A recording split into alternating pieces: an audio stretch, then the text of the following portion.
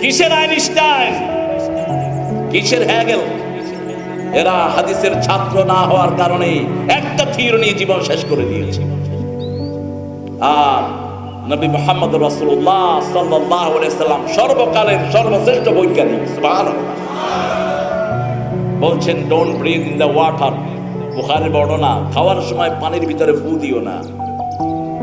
এখন বিজ্ঞান বলছে if you breathe in the water you gonna die. আপনি যদি পানির ভিতরে ফু দেন, অক্সিজেনটা ছাড়েন, আপনি মারা যাবেন। 1400 বছর আগে বলে গেলেন মুহাম্মদ রাসূলুল্লাহ।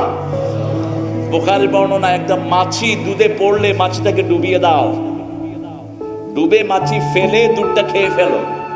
আজকের বিজ্ঞান পরীক্ষা করে দেখলো মাছির দুইটা ডানা। কয়টা? একটা বাম আর একটা ডান। বাম ডানাতে রোগ, ডান ডানাতে ওই রোগেরই ঔষধ থাকে। যখন চুবিয়ে দিলেন রোগ মুক্ত হয়ে গেল, খেয়ে নেন, তাতে কোনো অসুবিধা নাই। 1400 বছর আগে বললেন মৌমাছি মেরো না, আগুন দিয়ে যারা মৌমাছি মারে কবিরা গুনাহ করে। এক একটা মৌমাছি মনে মনে ফসল উৎপাদনে সহায়ক হয়ে যায়।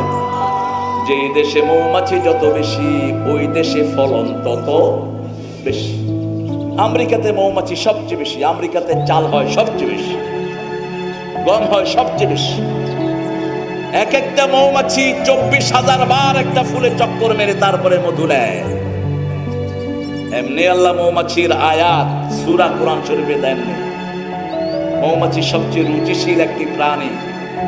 একটা ফুলে যখন অন্য মৌমাছি বসে, আরেকটা মৌমাছি সেখানে বসে না, ফ্রেশ একটা ফুলকে সে বাছাই করে নেয়। মৌমাছি মৌমাছি কোথায় যাও, দাঁড়াও না একবার ভাই, ওই ফুল ফুটে বনে যাই মধু, দাঁড়াবার সময় তো নাই। কত সুন্দর কবিতা। আর এখনকার কবিতা, দুয়ারের সামনে স্যান্ডেল কতগুলো হা করে আছে, গুলিস্তানের রাস্তা দিয়া কাউয়া উইরা গেছে। পিছা মারা কবি, এগুলোর কবিতা পড়তে বমি আসে। আর ওই সময় আমরা পড়েছি কবি রবীন্দ্রনাথ ঠাকুরের কবিতা, আমাদের ছোট নদী বৈশাখ মাসে তার পার হয়ে যায়, গরু পার হয়। সাধনা করে শব্দ চয়ন করেছেন রবি ঠাকুর, আর অলৌকিক শব্দ চয়ন করেছেন, তার নাম হলো কবি নজরুল ইসলাম। অলৌকিক। আমি চিরতরে দূরে সরে যাব, তবু দেব না আমায় ভুলিতে। এই কনফিডেন্স সাহিত্যে কেউ দিতে পারেন নাই। রবি ঠাকুর বহুবার বলেছিলেন, নজরুল তুই আমার চেয়ে অনেক বড় কবি। সাহিত্যের সব অঙ্গনে রবি ঠাকুর কাজ করেছেন। ব্যাপকতা আছে, কারণ প্রায় 60 বছর তিনি সাহিত্য চর্চা করেছেন। আর নজরুলের সাহিত্য চর্চার বয়স হলো মাত্র 25 বছর। দুঃখু মিয়া হিসেবে জন্ম। আধো রাতে যদি ঘুম ভেঙে যায়, মনে পড়ে মোর হে প্রিয়, দূর হয়ে রব আকাশেরও গায়, চাঁদ হয়ে রব আকাশেরও গায়, বাতায়ন খুলে দিও। এরকম কবিতা সাধনা করে আসার জিনিস নয়। এনেছি আমার শত জনমের প্রেম, আখি জলে গাঁথা মালা, ওগো সুদূরিকা আজও কি হবে না শেষ, তোমারই যাওয়ারে পালা। আবার যখন কোরআনের জন্য লিখেছেন এই কবি, আল্লাহ আমার প্রভু, আমার নাহি নাহি ভয়, আমার কিসের শঙ্কা, কোরআন আমার ডঙ্কা, ইসলাম আমার ধর্ম, মুসলিম আমার পরিচয়। এত সহজ শব্দে কোন কবি লিখতে পারেন না। রবি ঠাকুর বলছেন, সহজ কথা সহজ করে বলাই কঠিন। সহজ কথা সহজ করে বলা, সেটা সবচেয়ে বাস্তব করে বলেছেন নজরুল ইসলাম। আমার সাথে তার আত্মিক সম্পর্ক, যেহেতু এটা সিটি অফ এডুকেশন, এটা শহরটা হলো শিক্ষার শহর, সেজন্য একটু কঠিন কথা হয়ে যাচ্ছে নাকি? আপনাদের কষ্ট হচ্ছে না তো?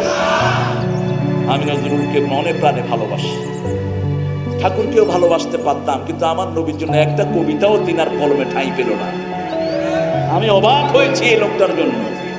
আজীব তামাশা। পৃথিবীর সব বিশ্বকবিগুলো বিশ্বনবীকে নিয়ে লাইনকে লাইন লিখেছেন। শেখ সাদি রহমতুল্লাহ আলাইহি বিশ্বকবি তিনি একজন, তিনি লিখেছেন বালাগাল উলা বিকামালিহি কাশাফাত তুজা বিজামালিহি।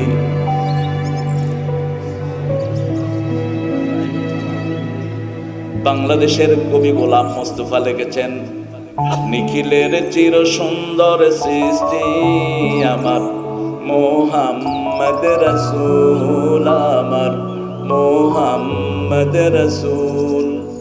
কুল মখলুকাতের গুলবাগে যেন একটি ফোঁটা ফুল আমার মুহাম্মদ রাসূল। আরেকটা লিখেছেন বিখ্যাত ওনার এটা সবচেয়ে, তুমি যে নূরের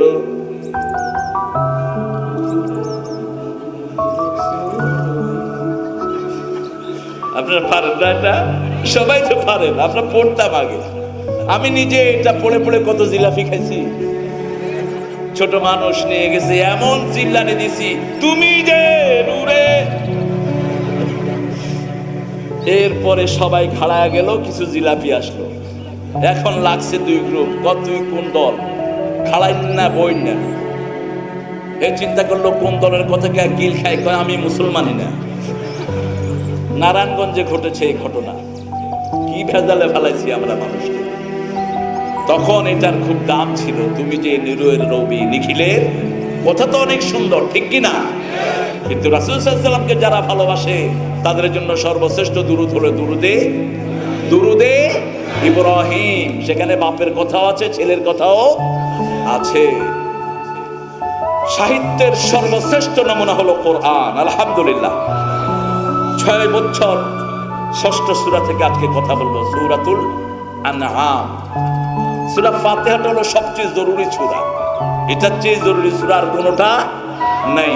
যখন কিছু দরকার হয় হাত তুলে শুধু এটা পড়ে দোয়া করে দিবেন, কবুল করবেন কে? বিশ্বনবী বলছেন বুখারীর বর্ণনা, সূরা ফাতিহার যতগুলো অক্ষর একটা আল্লাহ ফেরত দেন না। সুবহানাল্লাহ। সূরা ফাতিহা হলো আসাসুল কোরআন, কোরআনের ভিত্তি, সারা কোরআন এটার উপর দাঁড়িয়ে থাকে। আল্লাহু আকবার। সূরা ফাতিহাতে 5টা বিষয় নিয়ে আল্লাহ আলোচনা করেছেন, সারা কোরআনে আল্লাহ 5টা বিষয় নিয়ে আলোচনা করেছেন।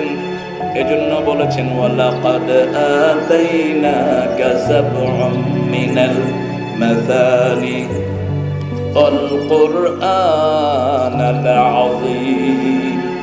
নবী আলাইহিস সালাম বারবার পঠিত ছন্দে ছন্দে 2টি পংক্তিতে বিভক্ত 7টা আয়াতে কারিমা আপনাকে আমি দান করেছি।